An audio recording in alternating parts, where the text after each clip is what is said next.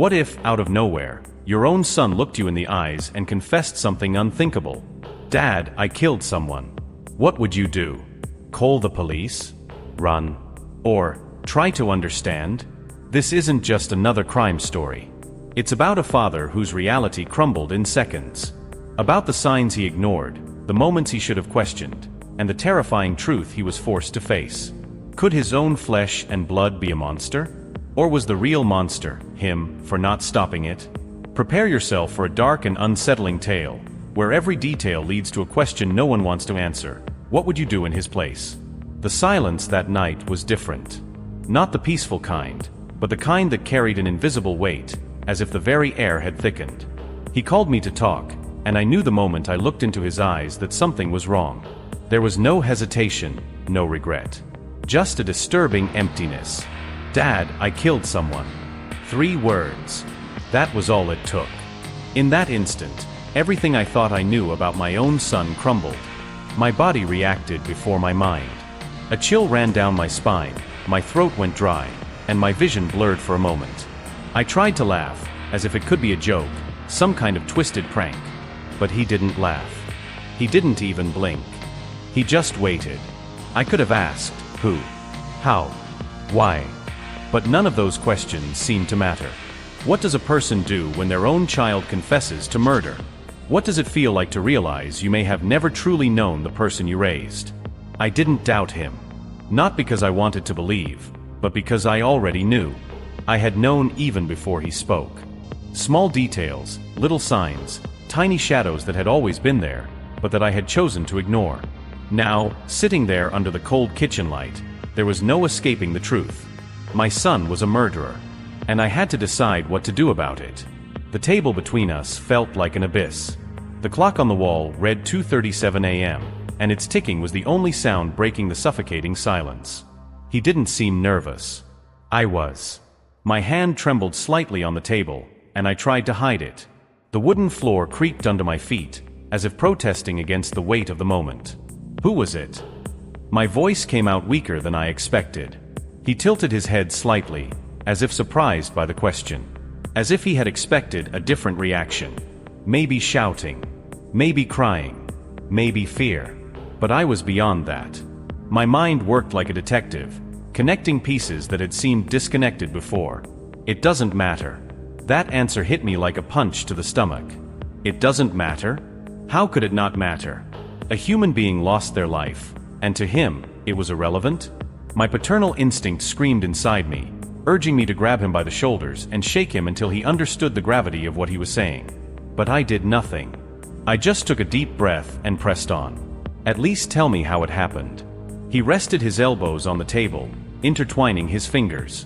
For the first time, he smiled. Not a smile of satisfaction or pride, but something different. Serenity. "You want details?" he asked, studying my face. Did I? Part of me said yes. Another screamed no. But deep down, I already knew there was no turning back. Yes. And then he began. With terrifying calm, he described every movement, every decision, every heartbeat. How he chose the victim. How he calculated the perfect moment. How he waited. How he acted.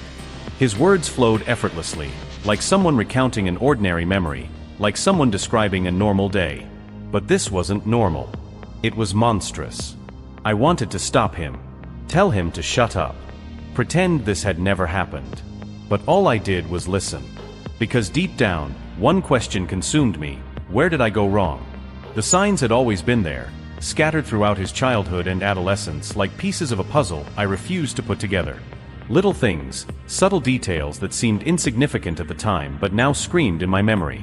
The way he stared for too long in certain situations, his lack of reaction when someone got hurt, the dead animals that mysteriously appeared near our house. Children are curious, they test limits, they do strange things. But now I saw everything differently. None of it was normal. I remember one time, when he was about 8 years old. The neighbor's dog went missing, and no one ever found it. I didn't think much of it, until I saw my son sitting on the porch that night, with a small scratch on his arm and a distant look in his eyes. I asked what had happened, and he just smiled, saying, "Sometimes animals just disappear." The phrase echoed in my mind, but I refused to believe something was wrong. I ignored it. After all, what does a father do when he starts suspecting his own child isn't normal? School was another warning sign. Teachers mentioned his reserved nature, how he seemed disconnected from other students.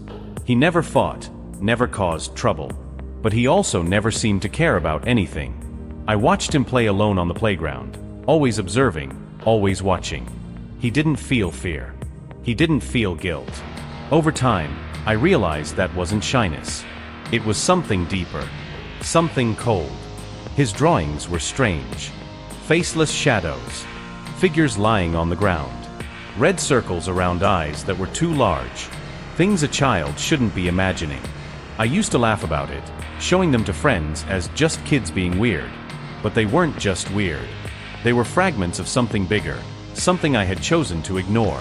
And now, sitting in front of him, listening to his confession, I realized the signs had always been there, staring me in the face. But when did things shift from strange to dangerous? I remember the day one of his classmates showed up at school with a broken arm. An accident, they said. He had slipped down the stairs.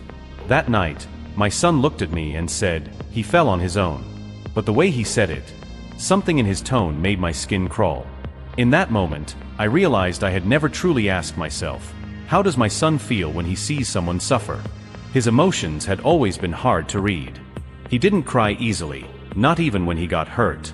I tried to teach him empathy, but the way he absorbed the world seemed different. Like human emotions were just an abstract concept to him, something he understood existed but never really felt. And then, the strange events started happening more often. Small fires in abandoned lots. Bicycles scratched with sharp objects. An elderly neighbor who suddenly avoided our house without explanation. Small things. But together, they formed a pattern I, whether out of stubbornness or fear, refused to see. Until one night, I heard footsteps in the hallway. I went to his room and found him sitting on the bed, in the dark. Awake. Watching me. Waiting. I asked, "Are you okay?" And he just smiled. My body was still sitting at the table, but my mind wasn't. It was like I was outside of myself, watching the scene unfold as a powerless spectator in a movie I knew would end badly. My son had confessed to murder, and I didn't scream, didn't cry, didn't call the police. I just sat there, listening. Any normal person would react with shock, despair, maybe even rage. But me? I just wanted to understand. Where did I go wrong? His breathing was steady. Mine wasn't. My fingers tapped lightly on the table, an involuntary reaction to the panic trying to creep in. But I couldn't let him see it. I couldn't show fear. Because something told me that if he sensed my weakness, if he realized he had total control of the situation, something worse could happen. So I did what any desperate father would do. I faked calm. "What do you want me to do now?" He tilted his head slightly, as if considering the question. "I don't know." The answer was simple, but it carried a crushing weight. He didn't know? My son had just killed someone and had no idea what should happen next. This wasn't guilt. It was a test. He wanted to see how I would react. He wanted to know how far he could go. I stood up slowly and walked to the sink, turning on the faucet, hoping the sound of the water would help clear my thoughts. I could call the police right then and there. I could put an end to this before it spiraled further out of control. But what if he was armed? What if I was next? These questions started to rise, and I hated every single one of them. I had never considered that I might have to fear my own son. Looking back, maybe I should have done something drastic. Tied his hands, called for help, fled the house. But I did none of those things. Instead, I turned to him and asked, "Would you do it again?" He blinked slowly, thought for a moment, then shrugged. If I had to. That answer hit me like a cold blade. He didn't say he wanted to. He didn't say he liked it. Just if he had to. As if killing was a tool, a resource, something he could use when necessary. My heart pounded in my chest. The water still ran in the sink, and my reflection in the window glass was unrecognizable. I was no longer a father. I was an accomplice. My hands gripped the edge of the sink. My mind screamed at me to run, to get out. But my instinct as a father said otherwise. If I ran, he wouldn't hesitate to hunt me down. If I called the police, he might react before I even finished dialing. I was trapped in an invisible cage, and the beast was sitting at my table, watching my every move. I needed time. I needed to think. I needed to find a way out of this situation without becoming the next body on the floor. And that's when he said something that made me lose all control. "Dad, what if I've already done this before?" His question echoed in my mind like a gunshot. What if I've done this before? I knew I couldn't react impulsively. Everything he did seemed calculated, planned, as if every word coming out of his mouth was a move in a game only he knew the rules to. But this game involved blood. And maybe this game had been happening for much longer than I imagined. I swallowed hard, trying to appear calm. "What do you mean by that?" His gaze stayed on me, studying every nuance of my reaction. "Do you think you never noticed? That you never suspected?" My heart pounded. He knew I had doubts. That I had noticed strange patterns. That this wasn't the first time a heavy silence had settled between us. But did he know that I had my own secrets too? There was something about my son that had always unsettled me, something I never wanted to admit. He wasn't the first in the family to show this kind of behavior. My own father. He had a strange way of looking at people. There was always something off about him, a coldness no one could explain. I grew up hearing whispers about disappearances in town when he was young. Small rumors, but never any concrete proof. Could it be that my son inherited something dark? I decided to test him. I moved closer to the table and sat down slowly, pretending to be in control. Tell me everything from the beginning. If he had done this before, I needed to know how many times. I needed to understand what I was dealing with. Because at that moment, a terrifying thought crossed my mind. What if the name he said was someone I knew? He sighed and smirked, as if he had expected that question. The first time was when I was 12. A chill ran down my spine. My son had been killing since he was 12? He kept talking, with a terrifyingly natural tone. He told me about a boy who lived down the street. A disappearance I remembered well. The whole neighborhood mobilized at the time, but nothing was ever found. And now I knew why. The killer was sitting right in front of me. That revelation tore a hole inside me. Because if he had been doing this for years, if he had become this good at hiding his tracks, then how could I stop him? He didn't kill on impulse. He wasn't careless. He was a silent predator. One that I had raised. The worst part was realizing that deep down, he was testing me. He wanted to know how far I would go. If I would accept him. If I would protect him. Or if I would betray him. My own son, trying to measure my loyalty. And maybe, just maybe, wondering if I was like him. For the first time that night, I felt like I was on the edge of something much bigger than I imagined. If my son was a killer, then maybe my whole family was a pit of buried secrets. And I had to decide if I wanted to keep digging. The truth came like a cold blade. I knew it had been there all along, but I refused to see it. Who was the victim?